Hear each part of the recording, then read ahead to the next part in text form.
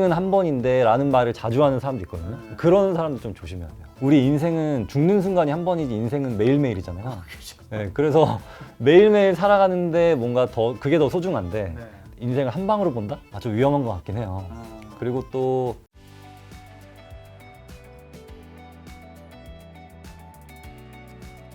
작가님을 또 혹시나 모르시는 분이 계실까봐 제가 책으로 딱 소개해드리면 더 많은 분들이 아실 것 같은데, 서울 자가의 대기업 다니는 이제 김 부장 이야기.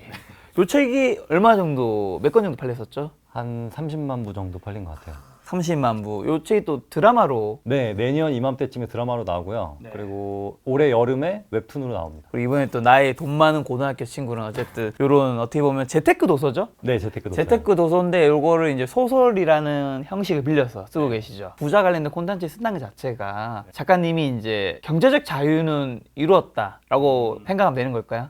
경제적 자유를 이루었다고는 생각하는데 그래도 회사는 열심히 다니고 있어요. 근데 그게 너무 궁금했습니다.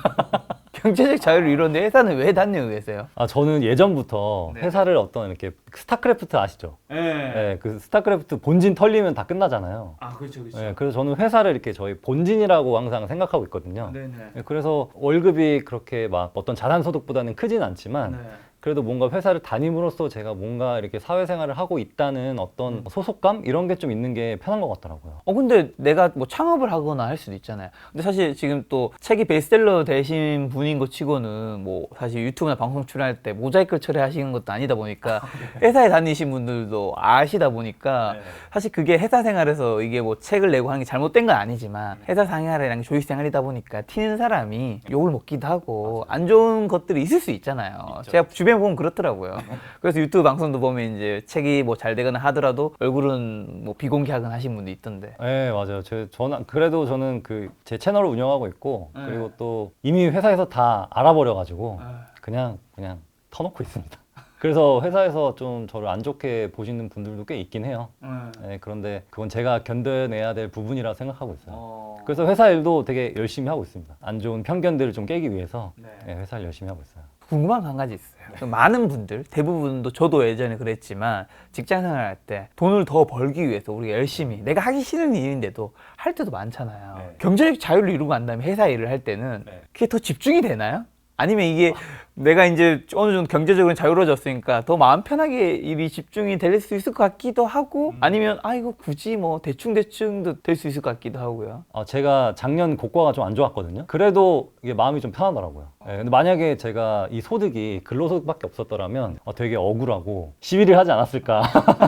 근데 지금 고과가 안 좋아서 연봉이 뭐 약간 좀 안 좋은데 그래도 뭐 괜찮더라고요. 깔아줬다. 이렇게 좀 생각하고 다른 있어요. 분들의 진급에 사뿐히 지려밟고 가시옵소서. 네, 그런 느낌으로 받아들이고 있어요. 작가님께서는 부자가 되고자 했던 계기는 뭔가요? 어떤 뭐 터닝 포인트, 아니면 뭐 원래 금수저셨나요? 그건 아닌데요. 저희 아버지 친구분이 토지 보상을 받았는데 토지 보상. 네, 그게 한 15년 전인가 그런데 한 60억 정도 가까이 받으셨어요. 15년 전에 60억이요. 네, 지금으로 따지면 한 200억 정도거든요. 근데 그분이 갑자기 그렇게 토지 보상을 받으시고 나더니 매일 골프 치러 다니고 해외여행 다니고 막 그러시는 거예요. 그래서 저희랑 완전히 그 삶이 바뀐 거죠. 원래는 비슷한 삶이었는데. 네, 원래 비슷했어요. 그래가지고 저 땅이 답이다. 그래서 그때부터 막 땅만 알아보러 다녔던 것 같아요. 그럼 작가님은 주로 경제 자유를 이룬 방법이 땅 투자인가요? 아니면 부동산, 뭐 다른 아파트든 상가든 뭐 많잖아요. 처음에는 토지로 시작했어요. 그래서 토지를 농지 이렇게 사다가 뭐 팔기도 하고 그 다음부터 뭐 아파트도 사고 그 다음에 뭐 건물도 짓고 뭐 그런 식으로 해가지고 부동산 자산으로 이뤘던 것 같아요. 주식은 해보고 싶었는데 주식은 좀 무서웠어요. 김작가 TV 주식 투자분들이 전 대단하다고 보거든요. 그래서 여기 나오시는 패널들도 대단하다고 보고 주식은 진짜 저 같은 약간 유리 멘탈은 할 수 없다. 그래서 저는 부동산만 하고 있는 것 같아요. 그러면 방금 말씀하신 토지든 뭐 건물이든 이런 것들 투자했던 거 좀 더 구체적인 사례 한두 개만 얘기해 주세요. 제가 처음에 땅 투자, 부동산 투자 하면은 이 종잣돈이 많이 있어야 하는 걸로 생각하시는데 그렇죠. 처음에 산 땅이 1억이었어요. 4천만 원 대출 받아서 1억짜리 땅을 샀거든요. 그래서 그거는 지금까지 보유하고 있고, 그리고 또 그 다음 딴 상은 1년 뒤에 3천만 원에 3천만 원 또 대출을 더해서 6천만 원짜리 땅을 샀는데 그거를 이렇게 한 200% 정도 수익을 내고 팔았어요. 1년 만에. 그래서 그런 식으로 이렇게 해왔던 것 같아요. 근데 그때 그때 제가 느꼈던 게 뭐냐면 그때는 완전 레버리지를 완전 다 땡겼었기 때문에 네네. 근로소득이 없으면 못 버티는 시기였거든요. 네. 그래서 제가 지금까지도 어떻게 보면은 회사에 대한 애착이 좀 있는 것 같아요. 그럼 그때 1억 당은 지금 어느 정도 됐나요? 지금 한 700% 정도. 7억 정도. 네. 야, 그럼 이 땅으로 어쨌든 땅이 메인 투자 중 하나이신 건가요? 맞습니다. 제 포트폴리오의 60%가 지금 토지예요. 나머지는 뭐 아파트가 10%, 그리고 현금이 10%, 또 외환 그 달러랑 엔화 이게 10%, 뭐 기타 10% 이렇게 하고 있어요. 그럼 토지 투자 어떻게 하면 되는지 좀 알려주세요. 저는 토지 투자를 되게 추천드리거든요. 네. 근데 막상 부동산 투자, 아파트 투자 잘하시는 분 많잖아요. 네네. 그분들도 이렇게 토지를 보러 가면 못 사요. 이게 벼들이 이렇게 막 춤추고 있고 그리고 막 흙 받치고 이래서 내가 이거 아파트 같은 경우는 실체가 있는데 토지는 실체가 없다 보니까 이거를 과연 내가 사야 되나, 내가 이걸 사서 뭘 해야 되나, 이런 되게 막막함이 있거든요. 근데 사실 이 자본주의는 노동과 저는 이 토지가 근반이 된다고 생각해요. 네. 그래서 토지가 있어야 뭐 사업을 할 수도 있고 뭐 건물을 지을 수도 있고 하기 때문에 그렇죠. 토지와 노동과 자본이 생산의 3대 요소잖아요. 원래. 네, 네. 그래서 이 토지는 반드시 소유하고 있어야 되는데 아파트는 사실 이 내가 가지고 있는 대지 지분이 몇 평 안 되지만 그렇죠. 토지는 내가 100평 사면 100평 다 내 거기 때문에 네. 거기서 저는 생산성이 어떤 효율성이 훨씬 더 높다고 봐요. 네. 그리고 토지는 내가 스스로 개발을 할 수 있어서 네. 뭐 거기다 내가 카페를 해도 되고 네. 뭐 창고를 지어도 되고 네. 아니면 내 회사를 그냥 차려도 되고 네. 그렇게 하기 때문에 수익성 면에서 훨씬 더 아파트보다는 좋은 것 같습니다. 토지 투자를 해야 하는 이유랑 토지 투자의 수익이 높다는 얘기 해주셨고 이제 팁을 알려주셔야죠. 이거는 제가 잘 안 푸는 건데 네네. 예, 제가 토지 투자에 여러분들이 관심을 가졌으면 하는 마음에서 네. 이게 이 말씀드리면은 경기도에 빈 땅이 얼마 안 남았어요. 다 개발이 됐어요. 이미 다 묶였거나 개발됐어요. 위성뷰로 보다 보면은 막 이렇게 바둑판처럼 보이거든요. 네. 그거는 논이에요. 근데 논도 얼마 안 남았어요. 근데 그게 대부분 경기도권은 다 그린벨트로 묶여 있습니다. 네. 근데 저는 그런 그린벨트도 충분히 좋다고 보고 있어요. 그린벨트를 산다고요? 네. 근데 이게 되게 장기적으로 가져갈 것 같지만 실제로는 그렇게 길지도 않아요. 왜냐하면 그린벨트도 거래가 되게 활발하거든요. 뭐 위치도 말해도 되나요? 네네, 상관없죠. 저 상관없습니다. 깔수록 좋아요. 자산도 까실래? 예를 들면은 뭐 킨텍스 주변이라든지 원래 네, 거기 다 그 그린벨트였는데 지금 다 개발하고 있거든요. 그래서 킨텍스부터 난지도까지 네. 되게 빈 땅들이 아직도 되게 많아요. 네. 그래서 거기도 좀 보셨으면 좋겠고 네. 너무 강화도 쪽이 아닌 약간 그 김포 신도시 근처에 또 농지들도 꽤 많거든요. 네. 그쪽도 좋고 뭐 시흥에 있는 시흥 은계지구랑 시흥 시청 사이에 있는 또 농지도 되게 많아요. 네. 그쪽도 그린벨트인데 저는 여기도 다 4기 신도시, 5기 신도시에 다 편입될 것 같아요. 굳이 멀리 안 가셔도 되고 경기도 쪽만 충분히 보셔도 저는 괜찮은 것 같습니다. 네. 그럼 토지 투자는 서울과 경기 위주 수도권만 보면 되는 건가? 아니면 지방 같은 경우는 혹시라도 나중에 인구가 이동하게 되고 인구 이제 감소하게 되면 위험할 수도 있어서 수도권 위주로 하시는 건가요? 일단 멀리 가는 게 좀 귀찮고요. 네. 그리고 멀리 가게 되면 너무 많아져서 매물이. 그래서 저는 최대한 경기도 안으로 이렇게 묶고 있어요. 임장하는데도 토지는 아파트랑 약간 비교가 안 될 정도로 좀 시간이 많이 들거든요. 이게 좀 덩어리가 크다 보니까. 네. 그래서 경기도 내에만 해도 저는 네. 충분히 좋은 땅들이 많다고 봅니다. 토지금은 이제 펌프질 좀 많이 해주셨으면 근데 확실하게 제일 많은 사기가 있는 것도 토지 아닙니까? 엄청 많죠. 주의해야 되는 거 한두 가지 얘기하고 이제 본론은 들어가시죠. 네, 토지 누가 어디서 강남에 사무실 있는 곳에서 네.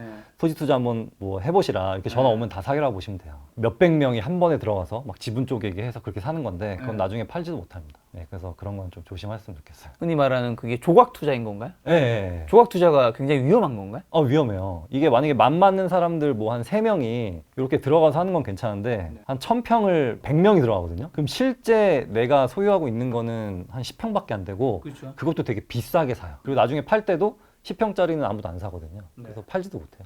그럼 그런 거 같은 경우 모든 사람이 판다고 해야지 팔 수 있는 건가요? 그 지분만 팔 수도 있는데 네. 안 팔려요. 누가 부동산을 한다고 하면은 일단 아파트부터 경험을 해봐라 라고 말씀드리고 있어요. 어쨌든 조각 투자라고 하면 나도 땅을 가지고 뭔가 좀 그럴싸해 보고 좋아 보이지만 실제로 좋은 것도 있겠지만 위험한 경우가 훨씬 더 많이 있을 수 훨씬 있다. 많습니다. 네.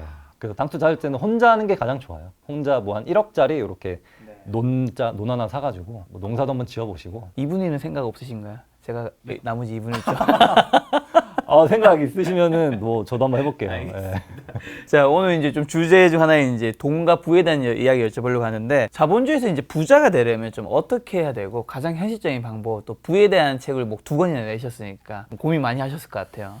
일단 저는 그 옛날 자신의 트라우마에서 벗어나야 된다고 생각해요. 저 같은 경우는 자존감이 되게 낮았거든요. 자존감 높으셨나요? 아니요, 높지 않았습니다. 키도 작았고 외모도 약간 잘생기셨는데. 동남아 같은 느낌도 있었고 사람들이 많이 놀렸어요. 그래서 저도 뭐 하나 실수하면 내가 원래 그런 인간인지 막 그렇게 되게 자책을 많이 했어요. 그래서 뭔가를 하기가 굉장히 두려웠거든요. 근데 여기서 벗어나는 게 첫 번째인 것 같아요. 아마 많은 분들이 뭐 선생님한테 혼났던지 부모님한테 혼났던지 아니면 주변 사람들한테 되게 좀 안 좋은 말을 들었으면은 그 기억이 있으면 뭔가 하기가 어렵거든요. 나는 원래 이런 인간이야. 이렇게 갇혀 살기 쉬운데 거기서 벗어나는 게 저는 첫 번째라고 봅니다.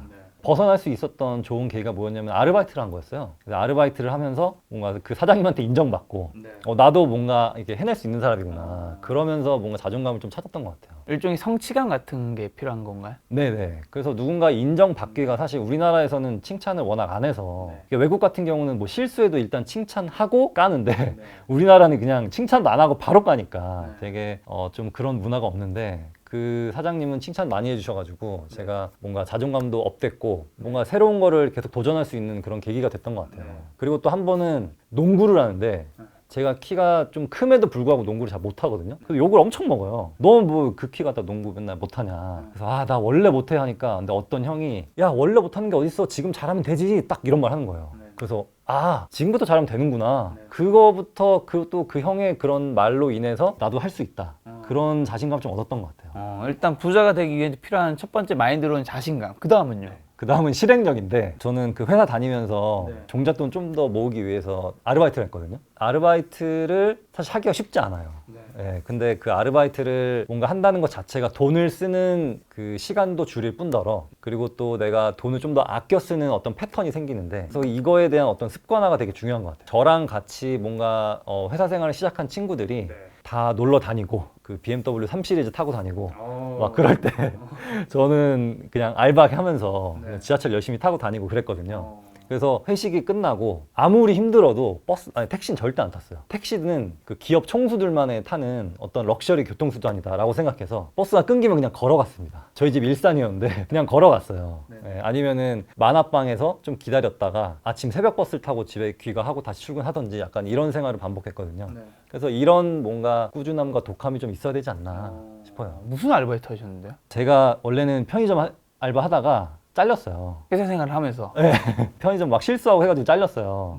그래가지고 제가 예전에 피아노를 좀 쳤었거든요. 초등학교 때. 근데 그때 당시 좀 수준급이었는데 근데 한동안 안 치다가 다시 연습해서 이게 좀 편의점보다는 시급이 높더라고요. 그래서 재즈 바에 있는 키보드 치는 거 그거를 했어요. 그래서 그 알바를 7시부터 12시까지 평일에는 그렇게 했었어요. 그게 그렇게까지 했던 게 이제 종잣돈을 좀 더 마련하기 위해서. 네, 맞아요. 그래서 1년에 3천만 원씩 모을 수 있었던 것 같아요. 그때 제 연봉이 2천 얼마였나 그랬거든요. 근데 그 알바까지 합쳐서 한 3천만 원 정도 모았어요. 근데 대기업에 다니셨는데 연봉이 2천 얼마라고요? 13년 전에는 약간 2천 후반대인가 그랬어요. 네, 그래서 그렇게 높진 않았습니다. 그리고 저희 회사가 약간 이렇게 높은 편은 아니에요. 자본주의에서 돈을 버는 시스템을 왜 만들어야 하고 작가님 보셨을 때 어떻게 만들 수 있다고 보세요? 작가님 책에서도 주로 그런 이야기들이 좀 많이 있는 것 같더라고요. 네, 돈이 돈을 만드는 것 같긴 한데 저는 결국에는 사람이 만든다 보거든요. 누가 과연 돈을 제일 많이 버는가 보면은 연예인하고 운동선수더라고요. 네, 그렇죠. 근로소득으로는. 이분들은 왜 이렇게 돈을 많이 버나 싶어서 연구해봤더니 본인에 대한 투자를 엄청나게 하더라고요. 대체 불가한 사람이 되는 거죠. 올림픽에 나가서 금메달 딴다든지 아니면은 야구에서 엄청난 좋은 성적을 올린다든지. 그래서 저도 뭔가 남이 계속 나를 찾는 사람이 되면 부자가 될 수 있는 것 같았어요. 근데 그거 플러스 아무래도 회사 내에서는 한계가 있기 때문에 저랑 동업자를 찾았는데 그게 바로 부동산이었던 것 같아요. 저도 노동소득으로도 벌고 그 동업 파트너인 그 부동산 그 친구도 같이 자산 상승을 인플레이션에 의해서 이렇게 같이 간다면 결국에는 돈과 돈이 버는 게 아닌가 그런 생각이 들었습니다. 노동소득과 투자소득 함께 이제 가는 구조. 근데 이제 어쨌든 아까 전에 땅을 사실 때 대출을 이제 받으셨잖아요. 결국 대출이 레버리지인 건데 부자가 되기 위해서 레버리지 좀 어떻게 이용해야 되는 거죠? 지금 같은 금리 인상 시기에는 사실은 굉장히 많은 분들이 힘들어하고 있잖아요. 맞아요. 그래서 영끌은 하면 안 됩니다. 제가 항상 말할 때 그 원리금 상환이 자기 월급의 30%는 넘지 말라고 하고 있어요. 만약에 300만 원이 소득인데 100만 원 이상 내는 거는 그건 영끌이다라고 하고 있거든요. 그래서 그 영끌 기준은 절대 넘지 않아야 합니다. 그러면은 저는 지금과 같은 금리도 사실 너무 갑자기 올라서 그렇지 과거와는 좀 비슷한 금리라고 보거든요. 네, 그래서 저는 지금과 같은 금리에도 충분히 할 수 있는 기회는 얼마든지 있다고 봐요. 작가님은 예전에는 어쨌든 부자는 아니셨죠? 그럼 이제 지금 경제적 자유를 이루셨는데 아무래도 이제 본인이 과거와 현재도 비교해서도 그렇고 그리고 지금도 어쨌든 더 주변에 또 부자이신 분들 좀 많아지셨을 텐데 부자가 되는 기회를 잡는 사람들의 특징은 뭐가 있다고 보세요? 머리에서 마음까지 연결이 잘 돼 있더라고요. 저도 지금 이 세상에 조금 알려진 것도 저희 회사 구조가 역피라미드 구조예요. 부장님들이 되게 많고 신입사원이 없어요. 네, 그런데 그래서 늘 들리는 말이 그 회사 나가면은 뭐 먹고 살지 막 이런 말들을 되게 많이 들었거든요. 이제 나가실 때 되신 분이 많으니까 네. 직급이. 그래서 이거를 그냥 마음속으로만 생각하지 않고 그냥 글로 한번 써보자. 네, 대신에 좀 재밌게 써보자 해서 블로그에 썼더니 뭔가 퍼져서 이렇게 책으로 나오게 된 건데. 그게 이제 요 책이었던 거잖아요. 아, 네, 맞아요. 그렇죠. 네. 그게 블로그에 썼던 게 이제 그게 책으로 나온. 그럼 이거를 한번 웹툰화 시켜볼 수 있을까? 웹툰 회사랑 어떻게 좀 컨택이 됐어요. 그래서 좀 잘 조율해서 웹툰으로 하게 됐고 또 어떤 분은 드라마로 한번 해보자 해가지고 또 드라마로 만들 수 있는 길을 찾다 보니까 또 드라마로 할 수 있는 길이 생겼던 거죠. 그래서 뭔가 제가 그냥 아무것도 안 하고 그냥 마음속으로 생각만 하고 있었다면 좀 뭔가 이루어지지 않았을 것 같습니다. 처음에 내가 뭐 블로그에 글을 쓸 때 이게 엄청난 베스트셀러가 될 거라는 생각, 그다음에 뭐 웹툰으로 되고 드라마로까지 된다는 생각까지는 사실 해본 적은 전혀 생각 안 했죠. 아니죠. 네. 그게 여기까지 갈 줄 몰랐는데 네. 어쨌든 그 첫 시작은 나의 행동. 그리고 또 제가 60억 보상받고 싶다 이거를 그냥 생각만 했다면 지금 저는 없었겠죠. 네, 그래서 더워도 추워도 임장 다니고 그런 생활을 할 수 있었던 것 같아요. 그래서 항상 이 머리와 마음과 이 팔다리가 이렇게 연결되어 있으면 바로 좋은 것 같아요. 내가 생각하는 게 바로 행동으로 이어져야 되는 거군요. 아무래도 지금 책 얘기해 주셔서 책에서 질문 한 가지 좀 드려보면 이 책이 아무래도 이제 작가님이 부자가 되는 길에 겪었던 과정이라든가 그 다음에 작가님이 좀 경제의 자유를 얻고 난 다음에 또 주변 지인들과의 대화에서 느꼈던 것들 되게 많이 녹인 것 같은데 거기 책의 문장이 아마 나오고 있을 텐데 강수야 나는 내일에 내 벌이에 만족하고 살아왔는데 지금 생각해보면 그 만족이 오히려 나를 후퇴시키는 것 같다. 그때 이제 친구가 물어보죠. 진심으로 만족했어? 그때 친구 다시 대답하는 게 아니 만족이라기보다는 이 정도면 됐지였어. 그런데 갑자기 만난 돈 많은 고등학교 친구를 보면서 마음에 뭔가 자극이 된 것 같아. 여기서 어떤 이야기를 하고 싶었던 거죠? 저는 사실 여기서 많은 분들이 늘 평소에 하시는 말이 되게 와닿았거든요. 나 이 정도면 됐지라는 말을 사실 제 주변에도 굉장히 많이 하고 근데 다시 생각해보면 정말 그게 우리가 만족한 건가? 라는 또 다른 의미인 것 같아서 저는 이 문장이 좋았거든요. 제 친구들 중에 뭐 여의도에서 근무하는 친구들이나 뭐 하이닉스 뭐 이런 데서 다 연봉 1억이 넘어요. 연봉 너무 높죠. 네, 막 1억 5천 이런데 과연 그 친구들이 만족하고 있을까? 한편으로는 그 친구는 반반인 것 같아요. 야, 연봉 1억 5천이니까 나 성공했어. 이 정도면 됐지. 라는 말 나올 정도는 되죠, 충분히. 그런데 매일 출근하고 매일 스트레스 받고 그리고 또 언제 이 근로소득이 끊길지 몰라. 이거를 계속 병행하고 있거든요. 그러면서 투자도 같이 하고 싶어 하는데 이 회사 일에 너무 치이다 보고 플러스 어느 정도의 만족감 때문에 지금 못 하고 있는 경우가 대부분이에요. 예, 이거를 약간 좀 표현해주고 싶었습니다. 저 같은 경우도 만약에 회사를 계속 다니고 있었다면은 이거 스스로 되게 이렇게 안정을 찾으려고 했을 것 같아요.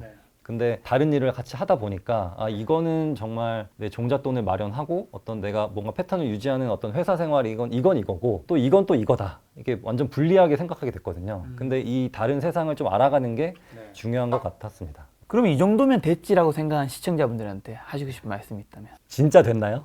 네, 이렇게 제가 한번 여쭤보고 싶어요.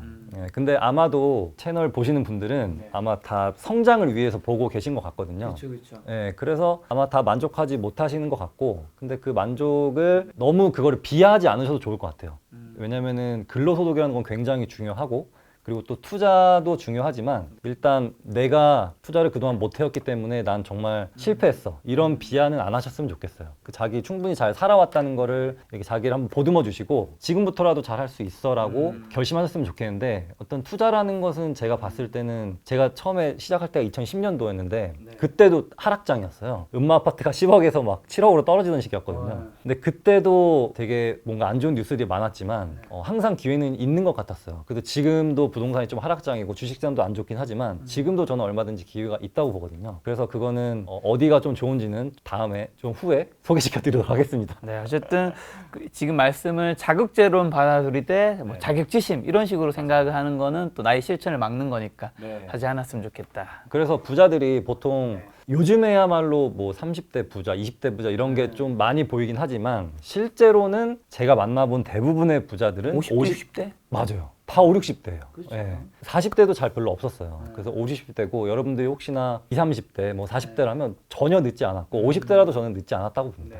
부자가 되는데도 좀 시간이 필요하다 드는 생각이 요즘에도 뭐 주가 조작과 관련된 여러 사건들이라든가 뭐 사실 내가 굉장히 많은 돈을 벌고 있는데 더 큰 돈을 벌기 위해서 뭔가를 했는 분들을 보면 더 빨리 뭔가를 얻고 싶은 그 마음 때문에 지금의 내 소득이나 이런 게 굉장히 높은데도 불구하고 너무 크나큰 리스크라든가 뭔가 잘못된 걸 하면서 오히려 더 지금의 자산도 못 지키는 일이 발생하는 것 같아서 근데 사실 요즘 같은 또 인스타그램 세상에는 자꾸 부추기잖아요. 누가 말을 한 건 아닌데 그냥 거기서 더 빨리 부자 돼야 돼. 아니면 넌 지금 더 가난해지고 있는 거야 라는 분위기가 막 형성되는 거야. 맞아요. 이거 했는데 이거 돈 못 벌면 바보. 막 이런 게 너무 많다 보니까 사실 저는 그런 건 없다고 보거든요. 쉽게 돈 버는 것도 없다고 보고 제가 럭키 책을 읽었을 때 과거에 되게 힘드셨던 그런 과정들을 다 봤기 때문에 여기까지 오셨다고 보고 근데 제가 중요하게 보는 것 중에 하나가 저한테 장점이 하나 있다면 그냥 계속 하는 거거든요. 이게 뭔가 아닌 것 같아도 일단 계속 하는 거예요. 근데 김 작가님도 계속 하셨죠. 막 인터뷰 계속 하시고. 그래서 열심히 계속 하는 사람 중에 몇 명이 없는데 그분 중 한 분이셨어요. 네, 그래서 저도 내 채널도 100만까지 가려면 저렇게 해야 되는구나.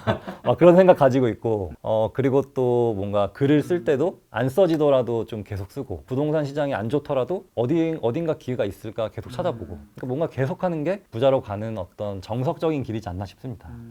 지금 이제 투자 얘기해 주셔서 저는 사실 이 책에서 정말 좋았던 문장 중 하나가 대부분의 사람들은 열등감으로 투자를 해. 저 이거 되게 와닿았거든요. 그러니까 저도 그렇고 제 주변에도 돈을 더 벌기 위해서 투자한다고 말은 하고 저도 그렇게 마음속으로 생각했었는데 돌아보니까 뭔가 열등감으로 투자를 한 적이 많았던 것 같아요. 이게 정확하게 어떤 의미일까요? 저도 그 아버지 친구분이 잘 사는 거에 대한 열등감으로 투자를 했거든요.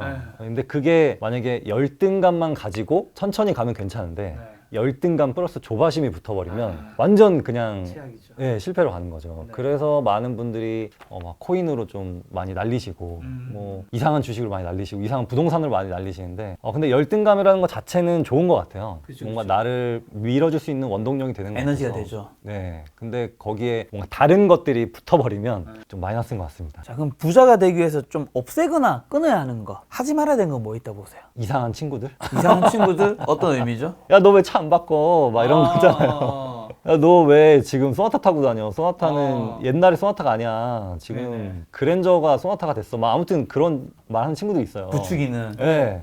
야, 인생 한 번인데 차 바꿔야지. 너 언제 지금 40대에서 아직 소나타 타면은 너 언제 그랜저 타고 뭐 벤츠 탈라 그래. 막 아무튼 그렇게 부추기는 친구들이 있는데 그런 친구들 멀리 해야 되고. 인생은 한 번인데 라는 말을 자주 하는 사람도 있거든요. 그런 사람들 좀 조심해야 돼요. 우리 인생은 죽는 순간이 한 번이지 인생은 매일매일이잖아요. 네, 그래서 매일매일 살아가는데 뭔가 그게 더 소중한데 인생을 한 방으로 본다? 좀 위험한 것 같긴 해요. 그리고 또 아마 주변에 많으셨을 텐데 그거 해봐야 뭐 소용없어. 네, 이거 되게 위험합니다. 네, 제가 부동산 한참 보러 다닐 때도 제 주변에 몇 명한테만 말했거든요. 야, 나 이거 부동산 살려고 하는데 너 이거 좀 사봐. 괜찮아. 근데 아파트가 그때 너무 쌌어요. 2013년도였는데 지금 그거 사봐야 안 돼. 부동산 투자해봐야 안 돼. 부동산 끝이야. 막 그런 말이 되게 많이 했거든요. 그런 것도 되게 조심하셔야 될 것 같아요. 그래서 항상 좀 성공하시는 분들 보면은 부정적인 상황이지만 그래도 좀 긍정적으로 보려는 태도를 갖는 게 중요한 것 같습니다. 이거는 뭐 상승론, 하락론 이걸 떠나서 어떻게 하면 내가 기회가 있을까 이걸 계속 찾는 게 중요한 것 같긴 해요. 그래서 뭐 시장에 부정론자는 명성을 얻고 긍정론자는 부를 얻는다. 물론 맞아요. 그래서 몇 년 전부터 하락을 주장하셨던 분들이 이제서야 막 인정받는데 사실 그거는 의미가 없거든요. 부동산이란 거는 별개로 움직이고 그리고 시세라는 것도 다 따로따로 움직이기 때문에 어떤 개별 물건이 중요하지 그거는 별로 중요하지 않은 것 같습니다. 친구에서 되게 와닿는 게 제 아는 이제 지인분이 본인은 이제 평범한데 그 친한 친구가 이제 삼성동의 아이파크 같은 엄청 좋은 아파트에 이제 사는 거예요. 단기간에 부자가 돼서.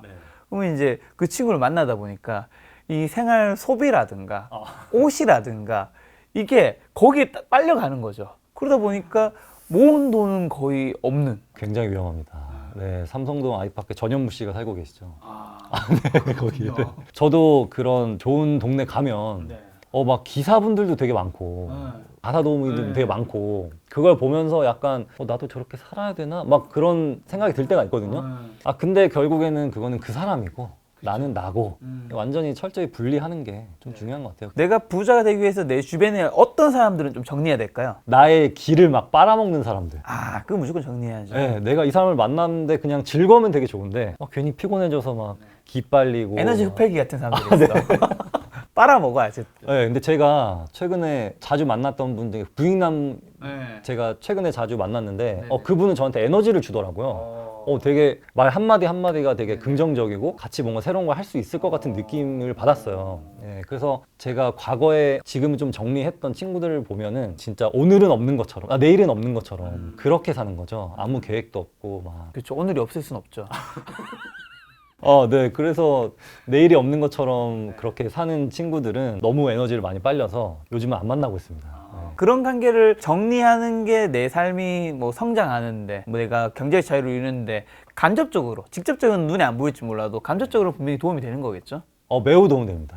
네. 좀 좋은 예가 뭐냐면 어떤 친구는 야행성이에요. 근데 저는 완전 아침형이거든요. 근데 그 친구랑 노는 게 재밌긴 해요. 되게 자극적이고 저 결혼 전에 먹고 마시고 신기한 데 가서 되게 막 사진도 많이 찍고 막 그랬는데 그 야행성 친구 때문에 제가 막 임장도 못 가고 막 회사도 늦을 뻔하고 어쩌면 택시를 탈 뻔하기도 하고 막 그런 것 때문에 좀 멀리 하다 보니까 제 삶이 되게 좀 그 친구한테 미안하지만 제가 제 삶이 되게 윤택해지는 그런 느낌을 받았습니다. 뭐 여기서 중요한 거는 뭐 그분들이 잘못됐다가 아니라 어쨌든 내가 가고자 하는 방향이 좀 다르다면 조금 멀어지자. 그런 거 뭐 손절하라는 게 아니고 뭐 우리가 뭐 데스노트 적을 건 아니잖아요. 그분이 잘못한 게 아니라 삶의 방향이 다르다면 네, 맞아요. 네.